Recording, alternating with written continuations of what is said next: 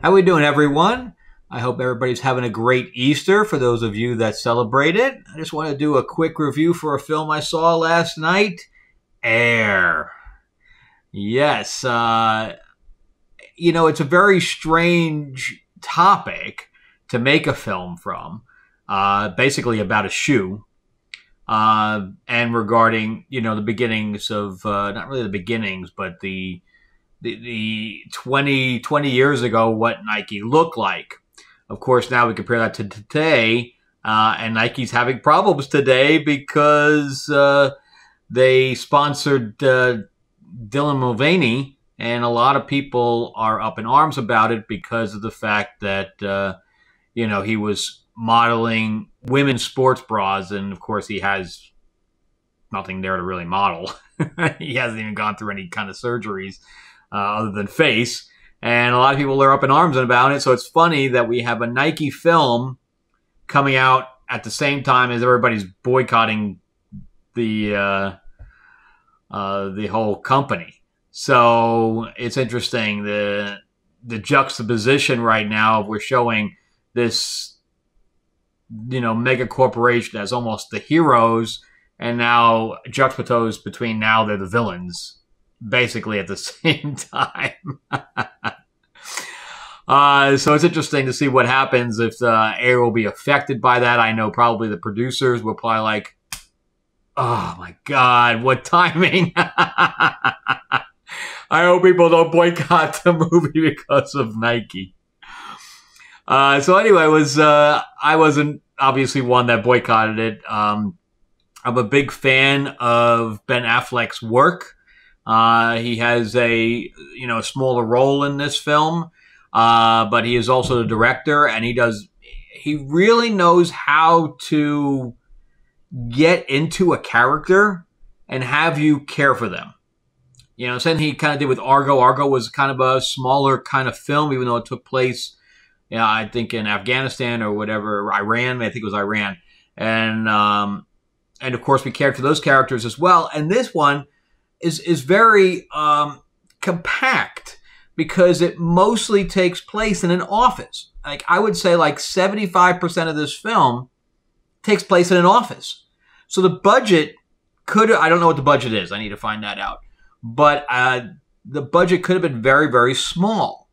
And, basically they could have just built the office and, had, everything revolve around there. We go see Michael Jordan's house, where his family lives. And we also see some of the other offices. And then he's on the road a little bit. But that's it. Those very compact film. And for a higher budget film where, he called in, all of his friends to come in, so we have Jason Bateman. Of course, we have Matt Damon, that they've been friends forever and whatever. They're the kind of people that, whatever one does, the other does. So anytime they can connect them, I need you to, be in my film, or I need to direct, or I need you, whatever. They're always there for one another, which is a great, great friendship that's occurred, since, the 90s, if not earlier. So, those guys are great, and they're great together, and, they'll probably be together till the day they die. So we have Matt Damon and Jason Bateman, Ben Affleck, Chris Tucker, Viola Davis. I mean, for such a small film and such a small plot line, they had an amazing, amazing cast, and he was able to do a hero's journey with the Sonny character, which is the main character. So he was able to do this hero's journey with him, and I got to say that he did an amazing job keeping the film and story engaged. Also, I think Marlon Wayans is also in it. He has basically one scene, so he had him come in for one scene. I mean, how great is that? Also, Jay Moore, who I've worked with before. I think he looked a little bigger here than when I worked with him a few years ago. I worked with him for the film in Kentucky, but he looked a little bigger here. I don't know if it was. I don't know if he was fatter or if he was just, his shoulders looked a lot bigger than what I remember. But yeah, so again, great film. I highly recommend it. I'm not even going to go into the fact of, what my rating is or anything else. I highly recommend it. What it does is it shows a risk taker, right? So we get to see a risk taker that believes so heavily in another person and another person's ability to shine that he was willing to stake his whole career on it. And it's one of those things where if the gamble pays off, then, you're a rich man. And if your gamble doesn't, then, you're done. And the funny part about this also is that the writer of this film, Alex Covery, he never wrote anything. If you look at him up on IMDb, he has literally 0 credits other than this one. So I did a little bit of reading on what happened here, and I guess he watched a docuseries and then wrote a spec script. And then I guess somehow, I don't know if he had an agent, or which is very strange too, because usually you can't get an agent unless you've had something produced. But Ben Affleck called him, and they became, he bought the script from him. But the guy has 0 credits, man, 0 credits. You don't get to see that every day. And the fact that he wrote a spec script about something he could not sell without Michael Jordan signing off on it. That's almost stupidity. I mean, again, we have basically 2 hero journeys here. One off the screen, behind the scenes, and one on the screen. Pretty crazy. I mean, that's very interesting stuff. Plus, this isn't really a spoiler, but you never see Michael Jordan's face in the film until we use the real Michael Jordan's face in some of the clips that happen in the credits. And I don't know if it was because Michael Jordan didn't want anybody playing him, or if because they couldn't find someone that looked like him, which I find that hard to believe, or if they just wanted to keep it like he was the mystery in the room. I don't know if that was Ben Affleck's kind of thing, that he wanted the character to be the mystery in the room, so we never see his face. It was an interesting choice. I found it very odd when I was watching, but I guess they wanted to keep the nuance alive, that it was a true story. And if we saw his face, it would take people out of it because it's not really him. So instead, we don't see him at all. But he's younger in this, too. So he was a rookie. So he wouldn't look exact anyway. But anyway, it's a very odd choice. I'd like to know why that choice was made. But at the end of the film, as far as statistics are concerned, Ben Affleck says, what have we sold in sneakers? $3 million is our highest seller. So what can we possibly do out of this? And I think they said the first year was $186 million that they sold this sneaker. That's pretty crazy. So it was the highest grossing sneaker of all time, and probably ever will be. And in fact, I remember my brother, buying those things. But a lot of it was very interesting. In fact, I think the most interesting pairing. I mean, of course, we got to see the pairing with Matt Damon's character and Jason Bateman's character, which was also good. In fact, the guy that created the shoe, the actual designer in their company, he died literally a month or so before the film was announced. So he didn't get to see it. That was pretty sad. But so the biggest pairing was Michael Jordan's mom, played by Viola Davis, and Sonny, which is Matt Damon's character. They have this scene, which you see in the trailer, where they're kind of talking with one another outside at the little lunch table in the back of their house. the dialogue for a first-time writer was very, very good because we got to see that sparring with two people that wanted this, that had the same goal. Two people that wanted exactly the same thing, and they were sparring against one another. And they had the same passion and everything else. And they were, one obviously wanted to do something, and the other one was leery of the other, but they both had the same goal. So I thought that was really interesting, and that's probably the best scene, in my opinion, of the entire film.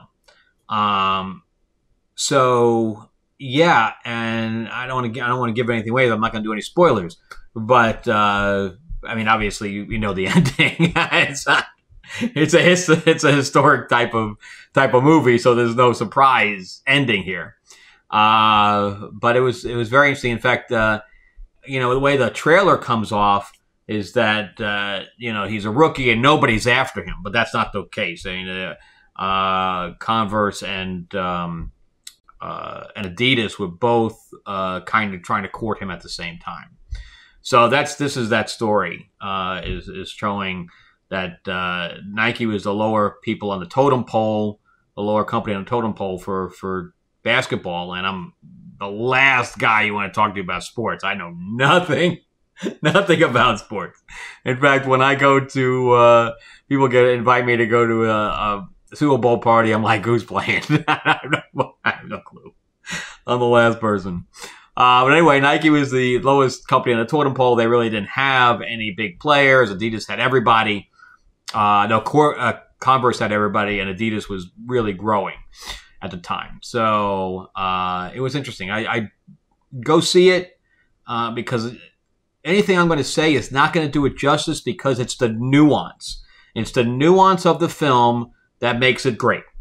So no matter what review you're going to see of the film, it's not going to do us any justice, because you're going to like it's a movie about sneakers. How is this interesting? But it was how the film was done that made it worth seeing.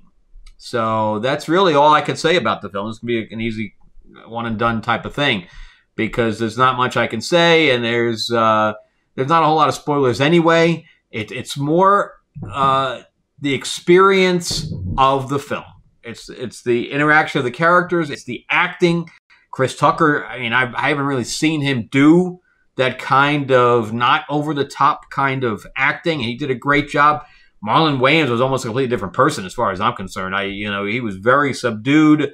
Matt Damon, either he grew a belly or it was a makeup thing, because he probably had a physique like me, if not worse. He probably has a tire belly in this thing. And stay for the post credits, because there is a little post credit thing, or during credits. I can't remember if it was after or during the credits, but I think it was right after the initial credits. But anyway, so and Ben Affleck during his little period of time does a great job. Jessica Green showed up for like a line. I was wondering what happened to her. She was the star of The Outpost on the CW. Great actress, amazingly beautiful, and she shows up for like one line.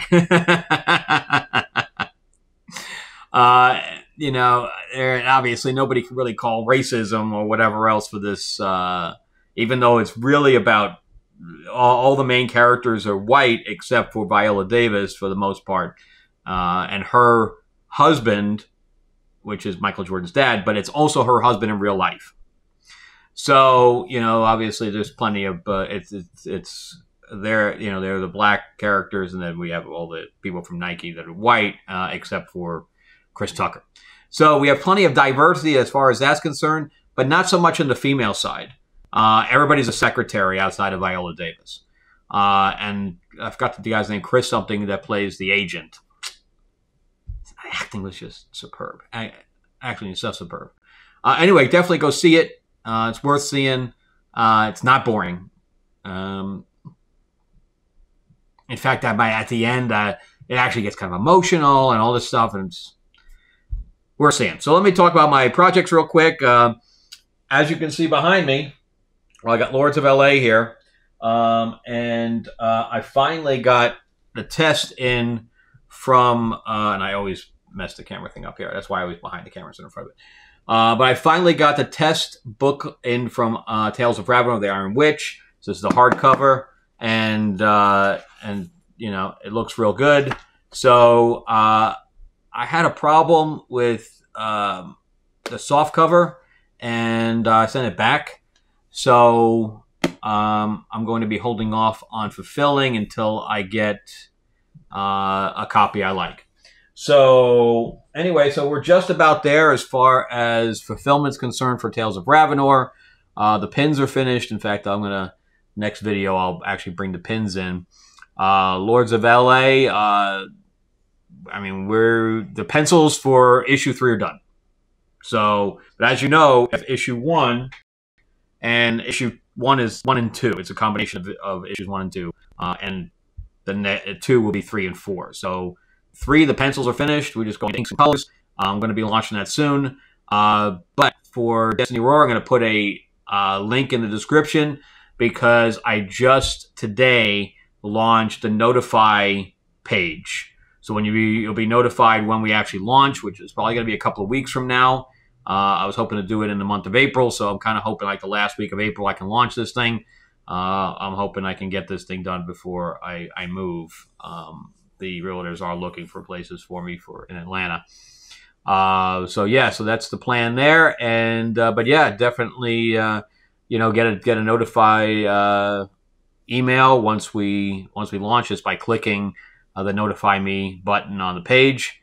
And yeah, it's going to be lots of fun. All right.